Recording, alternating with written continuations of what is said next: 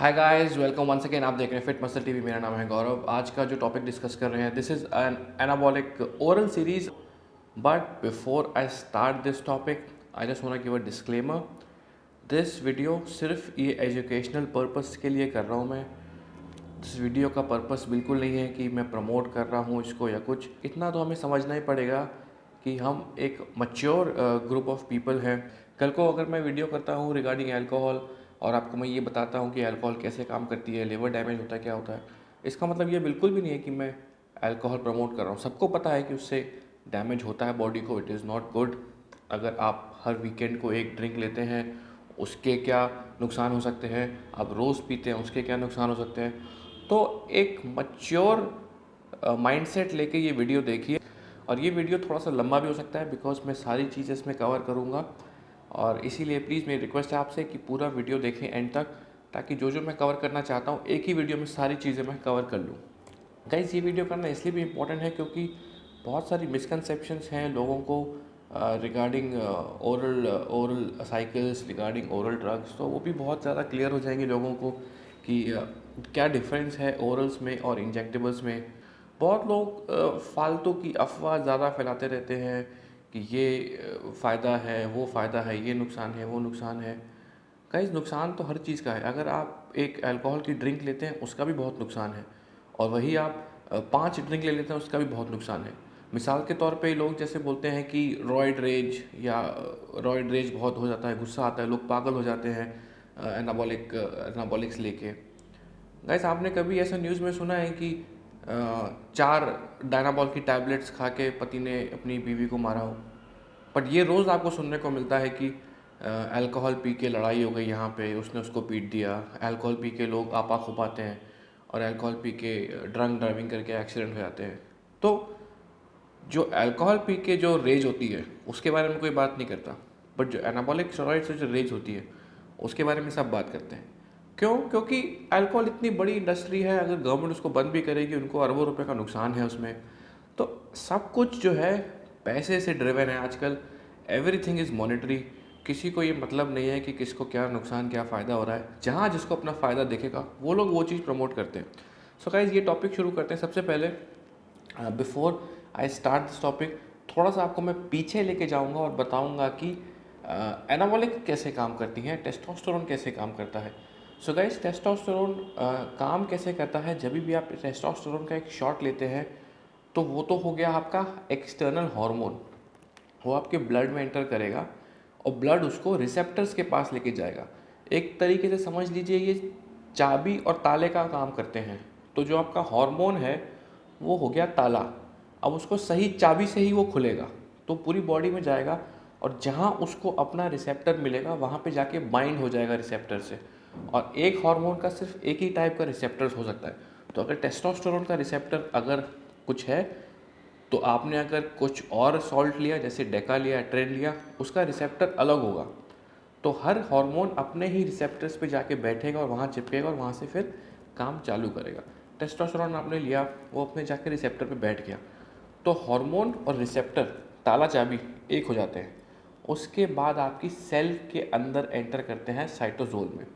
Cell के अंदर enter करने के बाद वो न्यूक्लियस के अंदर एंटर करते हैं, जहाँ पे वो डीएनए के साथ मिलके प्रोटीन सिंथेसिस को बढ़ाते हैं। जैसे हम बोलते हैं कि हार्मोन्स लेने से प्रोटीन सिंथेसिस बढ़ता है, इसलिए आपकी मसल बिल्डिंग ज़्यादा हो जाती है।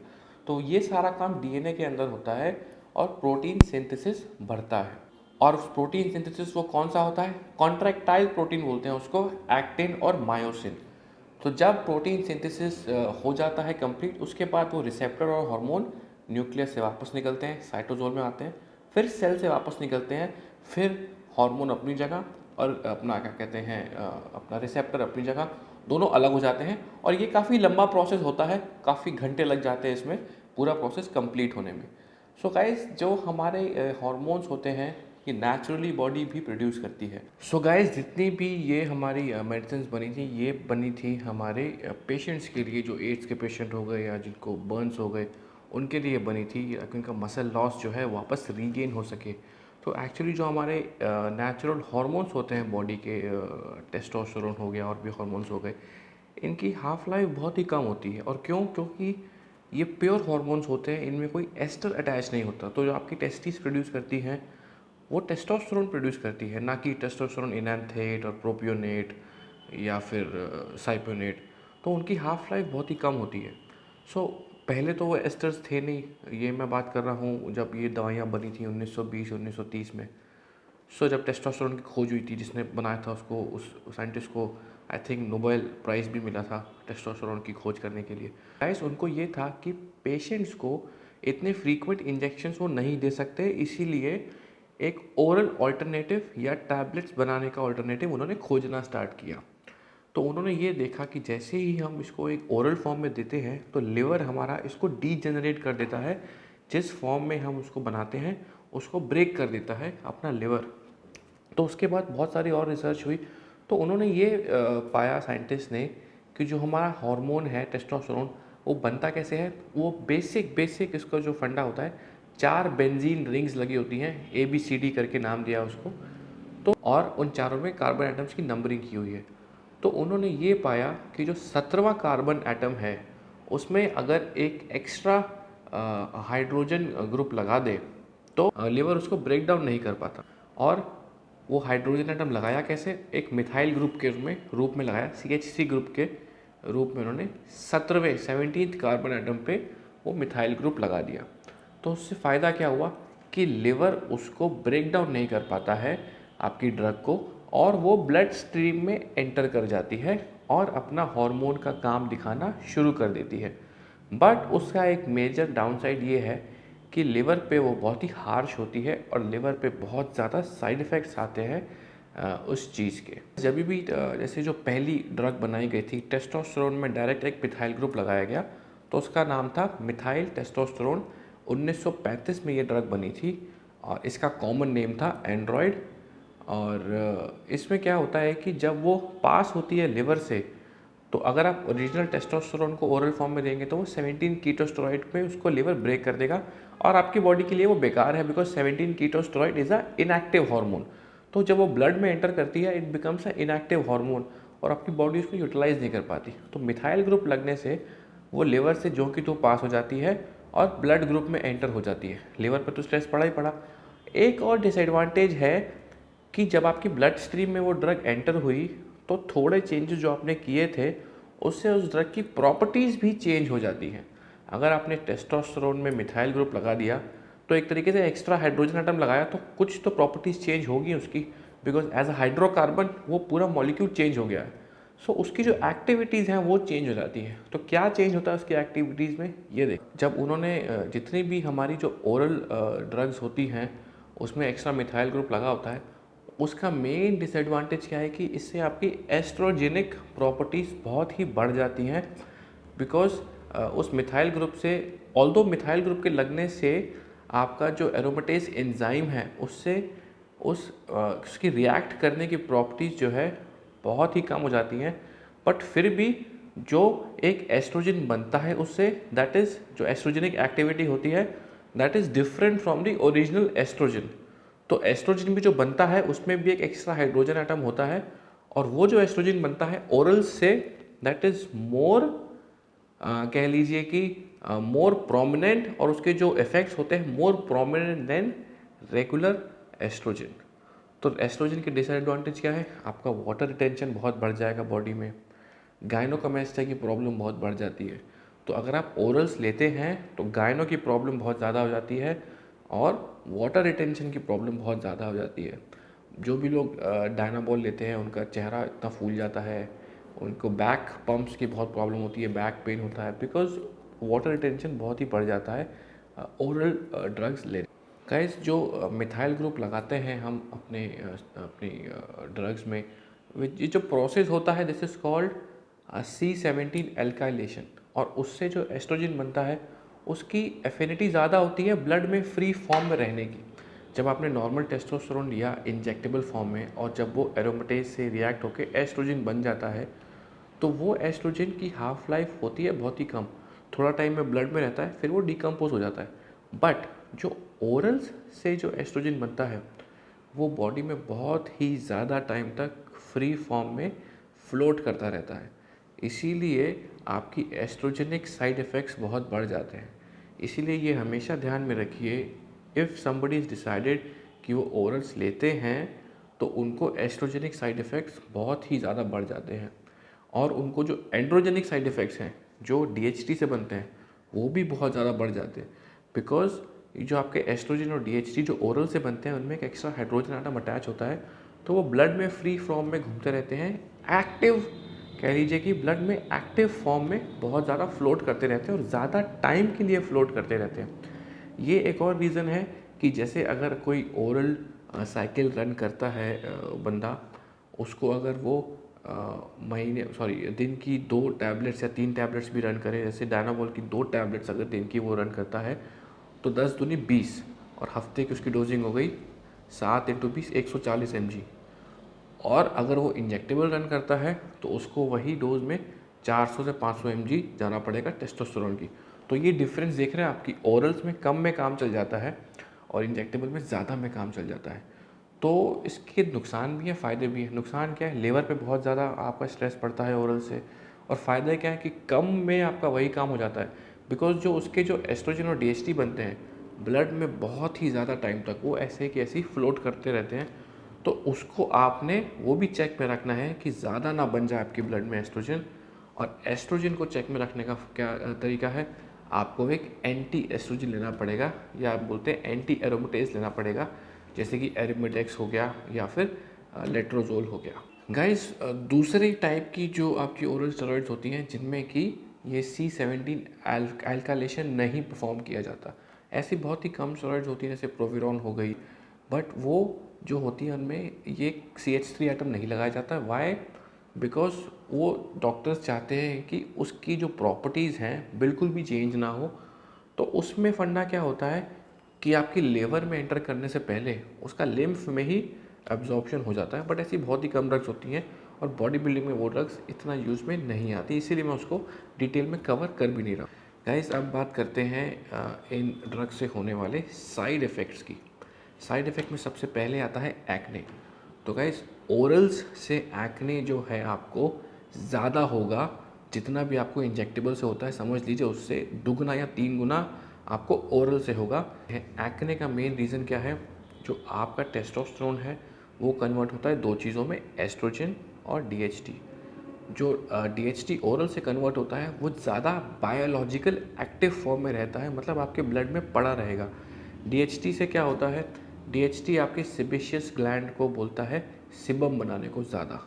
जितना सिबम बनता है, सिबम फिर आपकी स्किन की पोर्स पे आके अटक जाता है और वहाँ बैक्टीरियल ग्रोथ बहुत ज़्यादा होती है।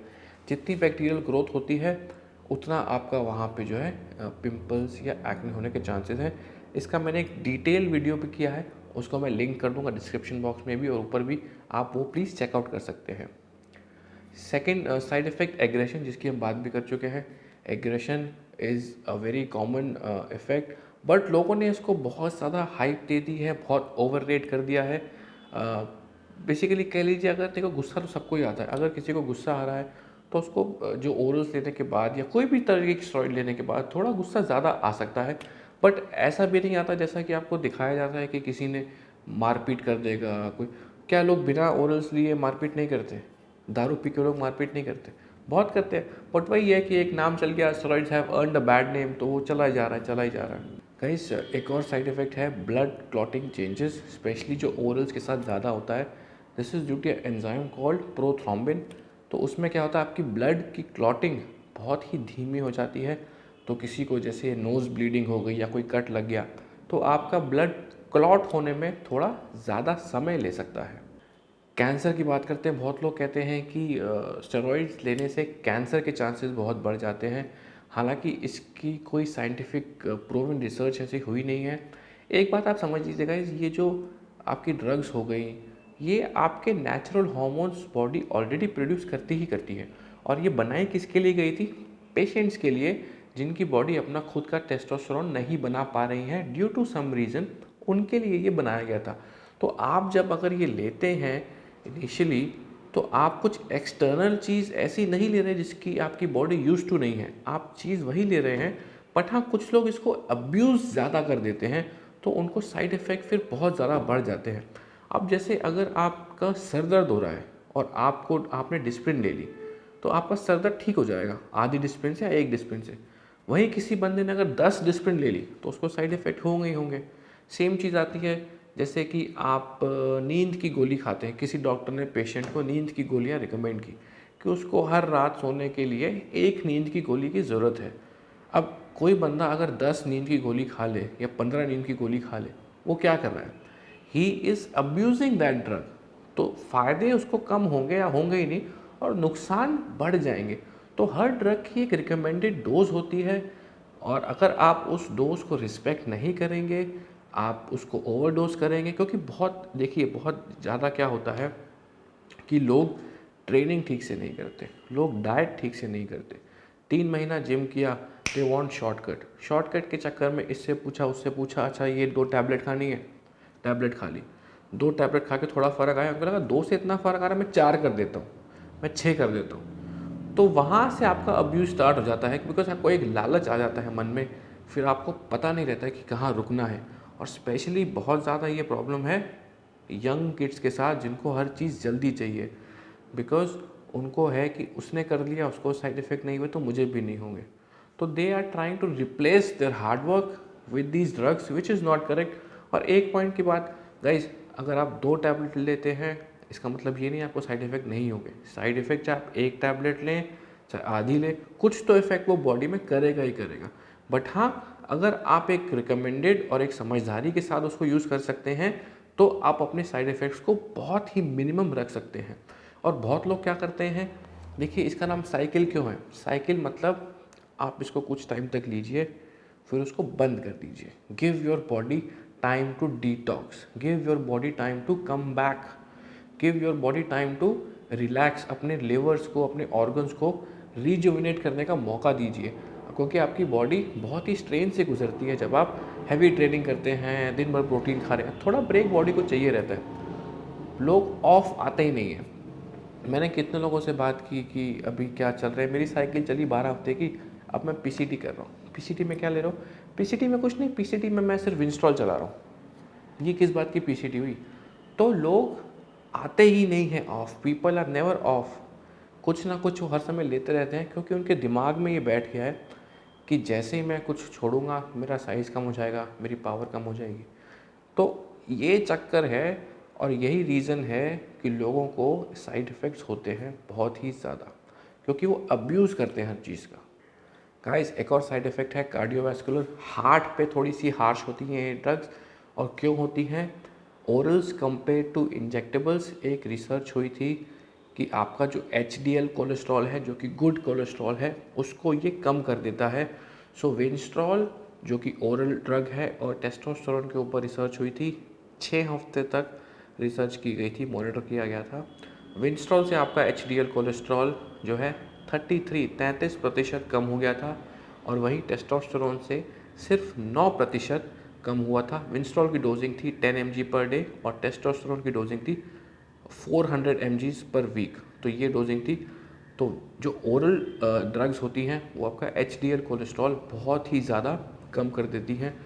और जो आपका कोलेस्ट्रॉल है, जितना भी एस्ट्रोजन बॉडी में बढ़ता है, एस्ट्रोजन हेल्प करता है आपके गुड कोलेस्ट्रॉल को मेंटेन करने के लिए और बैड कोलेस्ट्रॉल को कम करने के लिए।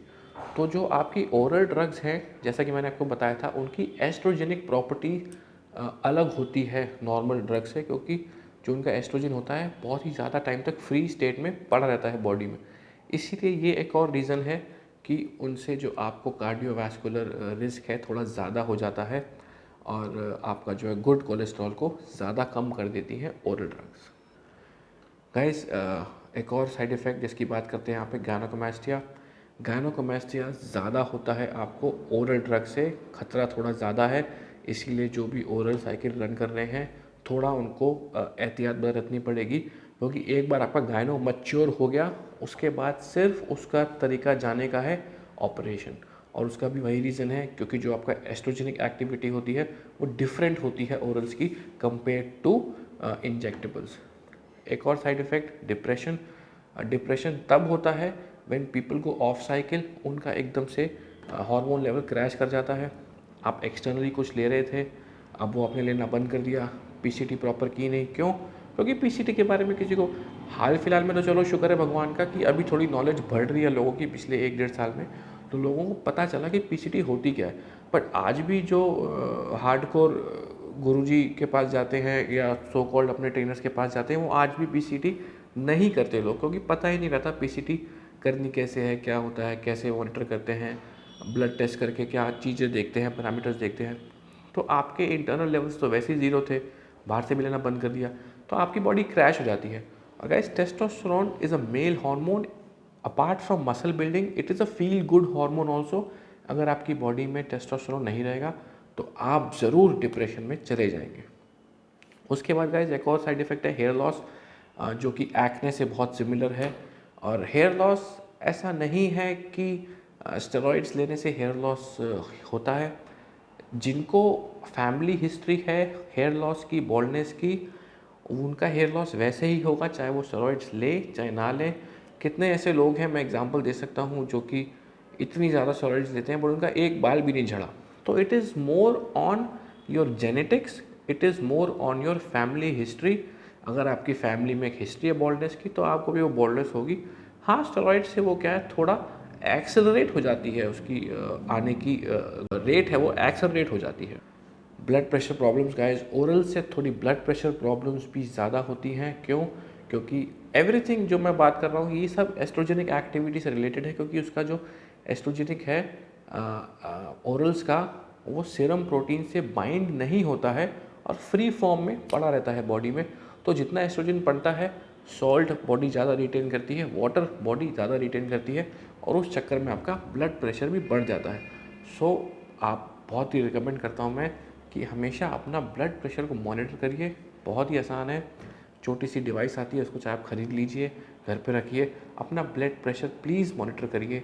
ब्लड प्रेशर मॉनिटर करेंगे, ब्लड प्रेशर ठीक रहेगा तो वैसे ही आप 100 बीमारियों से दूर रहेंगे। Guys, kidney damage is also a little pronounced on oral drugs. Why? Because of estrogenic activity again. Oestrogenic से ब्लड प्रेशर बढ़ता है, जितना ब्लड प्रेशर बढ़ता है किडनी पे उतना स्ट्रेन पड़ता है, बिकॉज किडनी का मेन काम क्या है, किडनी का काम है फिल्ट्रेशन का, ब्लड को प्यूरिफाई करती है किडनी। और जितना प्रेशर ज़्यादा होगा आपकी ब्लड पे, किडनी पे भी उतना इफेक्ट पड़ेगा, क्योंकि किडनी क्या है, लूप्स बने होते हैं किडनी में, और उसका जो नाम है मेरे को भी ध्यान नहीं आ रहा, जिस बंदे ने इसकी खोज की थी उसके नाम के ऊपर उसके लूप का नाम पड़ा हुआ है। तो उन लूप से जब आपका ब्लड पास होता है और ब्लड में प्रेशर बहुत जाता है तो उन लूप्स को डैमेज कर देता है, तो इसलिए किडनी पे भी आपकी इफेक्ट ज़्यादा पड़ता है। और उसके बाद आती है लिवर की बात।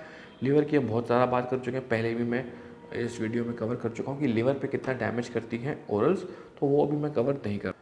गाइस, इसके बाद आता है prostate cancer. Prostate cancer is also a concern जब आप ओरल साइकिल पे जाते हैं, और इंजेक्टेबल साइकिल से ज़्यादा क्या कहते हैं, डैमेज हो सकता है आपके प्रोस्टेट को। इंजेक्टेबल साइकिल पे हालांकि आज तक कोई ऐसा केस नहीं आया है प्रोस्टेट कैंसर का, बट ओरल्स में हाँ प्रोस्टेट एनलार्जमेंट के चांसेस ज़्यादा हो जाते हैं। वाई? Because of DHT. उसका भी सेम गाइस रीज़न है कि जो भी आपका एस्ट्रोजन और डीएचटी बनता है उसमें एक्स्ट्रा हाइड्रोजन एटम लगा होता है, तो थोड़ी प्रॉपर्टीज़ चेंज हो जाती हैं उसकी। तो जितना भी डीएचटी है, डीएचटी कहाँ कहाँ काम करता है, डीएचटी आपके मसल में काम करता है, लिवर पे काम करता है, प्रोस्टेट पे काम करता है, स्किन पे काम करता है, और हेयर फॉलिकल्स पे काम करता है। तो प्रोस्टेट पे क्या करता है, प्रोस्टेट ग्लैंड को वो बढ़ा देता है, उसका साइज़ बड़ा हो जाता है, तो आपको यूरिनेट करने में प्रॉब्लम हो सकती है। तो अगर आपने ये नोटिस किया, किसी को भी अगर यूरिनेट करने में थोड़ा पेन होता है या प्रॉब्लम होती है, या बहुत ही फ्रीक्वेंटली यूरिनेशन होता है, मतलब आप वॉशरूम गए, आपने यूरिन किया बट आपको लगा कि आपका ब्लैडर खाली नहीं हुआ, किसी कारणवश आपको फुल यूरिनेशन हो नहीं पा रहा है, इसका मतलब you should go to a doctor and get your prostate check. Guys, उसके बाद जो कॉमन साइड इफ़ेक्ट है विच इज़ सेक्सुअल डिसफंक्शन। बहुत लोग जो प्रॉपर पीसीटी नहीं करते या फिर जो अब्यूज़ करते हैं उनको तो ये बहुत प्रॉब्लम होती है। अब्यूज़ से मेरा मतलब है कि I know lot of people जो 6-6 महीने, 7-7 महीने, 8-8 महीने लिए जा रहे हैं, उनको बिल्कुल चिंता ही नहीं है अपनी हेल्थ की, किसी ने कभी गाइड नहीं किया है। जो गाइड कर रहे हैं वो भी बोलते हैं कि हाँ ले लो, कोई प्रॉब्लम नहीं होगी, जब देखा जाएगा, बाद में देखा जाएगा। तो उन लोगों को ये प्रॉब्लम हो जाती है because when they come of और वो पीसीटी करते नहीं तो उनका सिस्टम पूरा क्रैश हो जाता है। सेम चीज़ टेस्टिकुलर एट्रोफी हो जाती है, जो आपकी बॉल्स हैं वो श्रिंक हो जाती हैं। वो श्रिंक होने का कारण यही है जब आप एक्सटर्नल हार्मोन्स लेते हैं तो आपकी बॉडी खुद का हार्मोन बनाना बिल्कुल बंद कर देती है और आपकी जो टेस्टिकल्स हैं वो श्रिंक हो जाते हैं बिकॉज आप उनको यूज़ में नहीं ला रहे हैं। But on the other hand जैसे ही आप ऑफ साइकिल जाते हैं, आप एक प्रॉपर पीसीटी करते हैं, आप दोबारा अपनी बॉडी को सिग्नल भेजते हैं कि you want your body to make its own hormone, दोबारा स्टार्ट करके उस प्रोसेस को, your testicles will come back to their normal size. Guys last side effect जो कि ओरल्स में बहुत ज़्यादा प्रोनाउंस होता है which is salt and water retention. बहुत लोगों को दिक्कत रहती है कि उनका जो है चेहरा पूरा भर जाता है, इतना बड़ा चेहरा हो जाता है, वाटर रिटेंशन बहुत प्रॉब्लम होती है, तो वाटर वेट की प्रॉब्लम बहुत होती है। जैसे ही आप ओरल साइकिल स्टार्ट करते हैं, शुरू के 2 हफ्ते में आपका वज़न 4 किलो से 5 किलो बढ़ जाता है, जो कि मोस्टली वाटर वेट होता है। और जैसे ही आप एक ओरल साइकिल ख़त्म करते हैं, उतना वेट जल्दी से गिर भी जाता है। तो वो क्या करती है, आपकी बॉडी वाटर बहुत ज़्यादा होल्ड करती है जब आप ओरल्स पे होते हैं। अगेन उसका रीज़न सिंपल है, एस्ट्रोजेनिक एक्टिविटी, बिकॉज आपकी बॉडी में जो एस्ट्रोजन है वो फ्लोट करता रहता है बॉडी में और वो डिकम्पोज नहीं होता। सो गाइस, ये था एक वीडियो कंसाइज एनाबॉलिक क्या कहते हैं ओरल्स के ऊपर इंट्रोडक्शन वीडियो। इसमें मैंने क्या क्या कवर किया, एक बेसिक कवर किया मैंने कि ओरल्स काम कैसे करती हैं, ओरल्स क्यों बनाई गई, ओरल्स लिवर पे क्यों स्ट्रेसफुल होती हैं, ओरल्स के साइड इफ़ेक्ट्स क्या हैं compare to injectables. Next video जो मैं करूँगा, I will cover one oral at a time. So probably I will cover some oral, maybe Winstrol, maybe Anavar, maybe I think I will do Dianabol. So एक एक orals करके अब मैं cover करूँगा। तो ये था introduction video for oral anabolic. इसके बाद मैं वीडियो करूँगा, I will cover each and every oral drug separately. Thank you once again for watching the video guys. Please आपने काम करना है, इस वीडियो को यूं ही बंद नहीं करिए। बंद करने से पहले प्लीज़ सब्सक्राइब करिए और give me a thumbs up if you like the video and thumbs down अगर आपको वीडियो पसंद ना आया, सो दैट आई नो कि मुझे क्या चेंजेस करने हैं next time. Thank you once again. मेरा नाम था गौरव, आप देख रहे हैं Fit Muscle TV. Till next time, मिलेंगे दोबारा बहुत जल्द। Bye bye.